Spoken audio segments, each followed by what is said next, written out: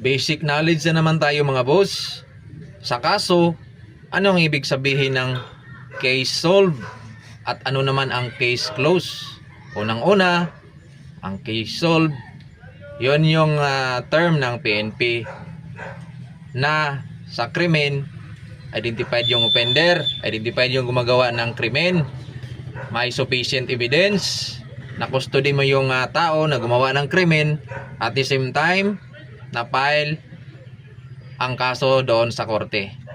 Ang case closed naman, yan ang outcomes sa sinasabing case solved. Kung ano ang naging disposition sa pinail na kaso doon sa korte. Convicted ba ang suspect, ang offender, or dismissal ba ng kaso?